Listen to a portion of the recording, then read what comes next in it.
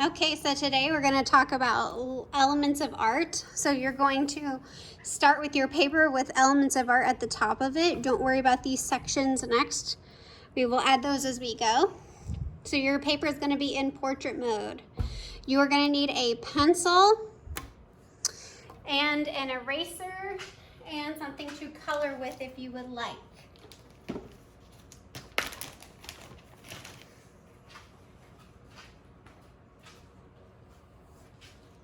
All right, the first one we're gonna do is line. Lines are not connected. If they were connected, then that means they are shapes. So lines, we have tons of different lines. We have vertical lines. We have horizontal lines. We have diagonal lines. And we also have spiral, wavy, curly lines. You can do any kind of line that you can think of on your artwork.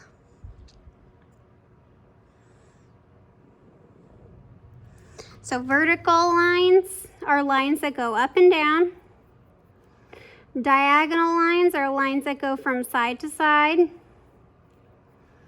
And horizontal lines are lines that go from left to right or right to left.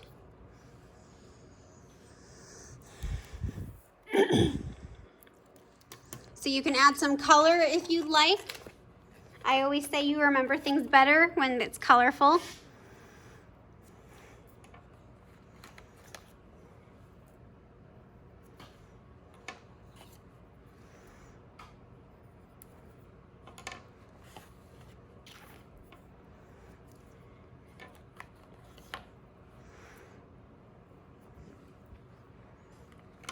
And there should also be examples of elements of art on your table. So the next we have is color. We have 3 different types of colors. We have primary colors,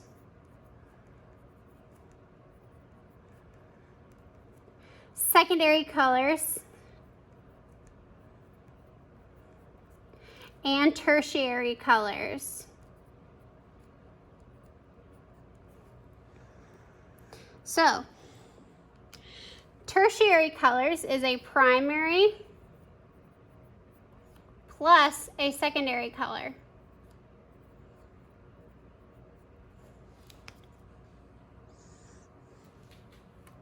So the primary colors, they don't change, is red,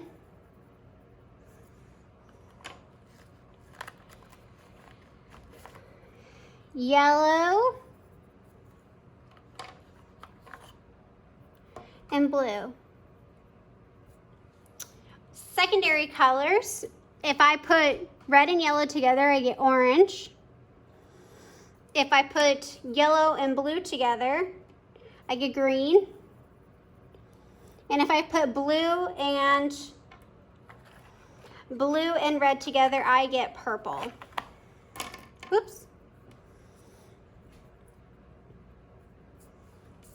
If I add a primary color and a secondary color together, then I get a tertiary color.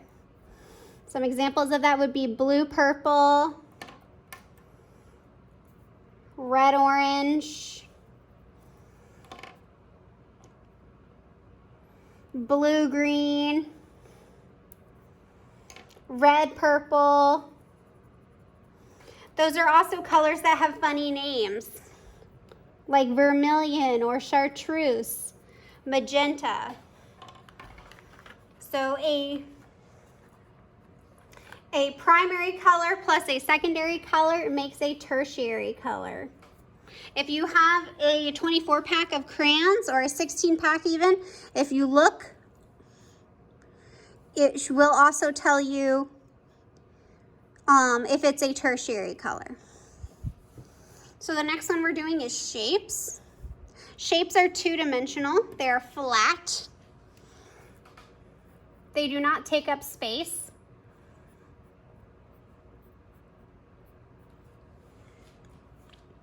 And we have 2 versions of shapes. We have geometric shapes, Geometric,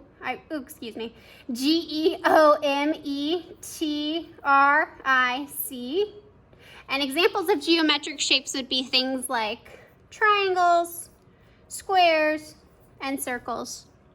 Then we have organic shapes, O-R-G-A-N-I-C. And that would be things like clouds, fruit shapes, things that incur in nature. Ugh.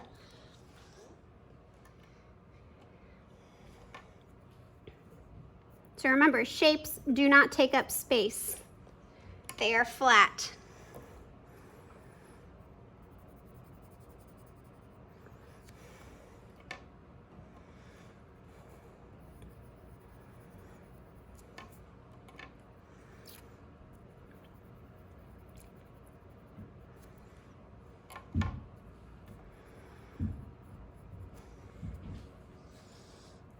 All right, next is form. Form is the opposite of shape. Shapes are 2D, forms are 3D.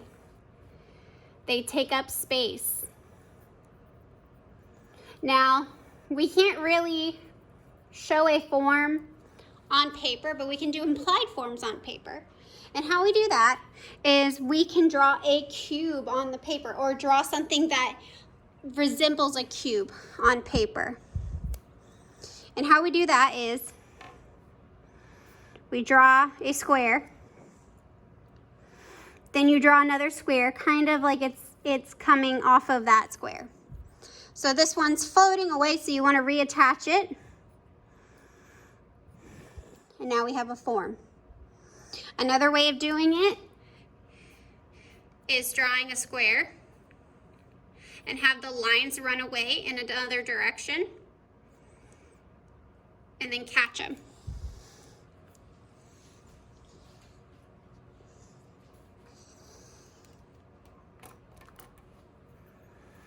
All right, so we are going to move on to value now.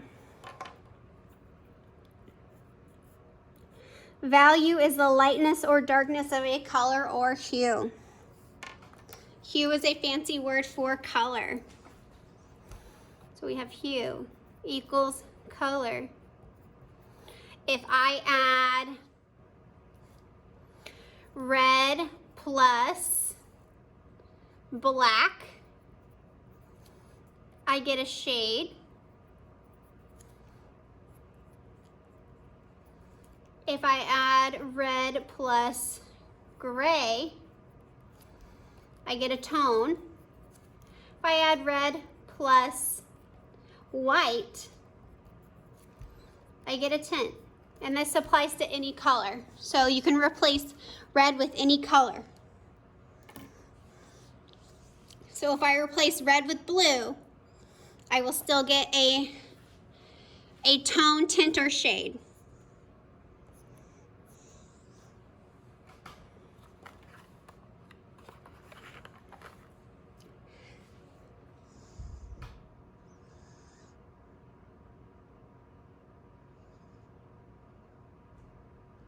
All right, we have about 2 more.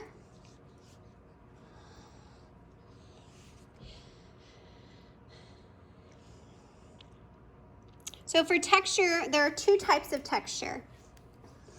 We have physical texture and implied texture. And physical texture is texture you can actually touch with my hands, like this table. Implied texture is what I can see. So for texture, we're gonna draw a cactus. So we're gonna draw some curvy lines for the ground, and then we're gonna draw what looks like a mitten, and then put some lines on that. Maybe put a flower on its head, and then we're gonna have some spines coming out.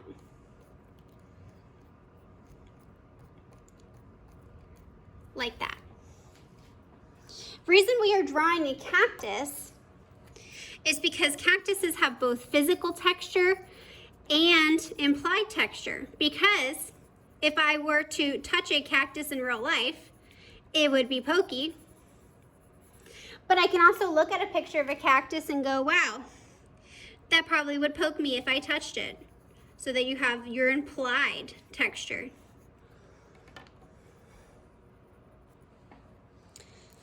And last is space. Two things you need to know about space is there is negative space and positive space. So negative is like we're taking away, positive is like we're adding. So for negative space, if I have a piece of paper and I cut out a heart, I am taking away space. So that is negative space because I have taken away the space. If I have something that's completely blank, there's nothing in it, like a room that has nothing in it and it's pitch black, and I add a heart, then that is positive because I am adding space. Now space is a little bit more complicated than that, but that's what we're going to kind of focus on for now. The other thing about space is background, midground, and foreground. Foreground is the closest to you, closest to viewer. Midground, medium from viewer. Background is furthest from viewer.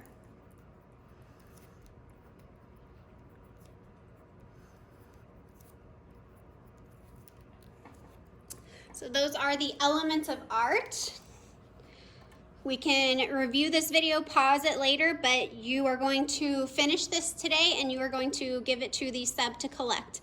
If you cannot read my handwriting here, which hopefully you can once we upload it onto YouTube, there will be guides on your table of the elements of art. So if you can't read everything that's on here, you can look at the guide on your table and follow along with that.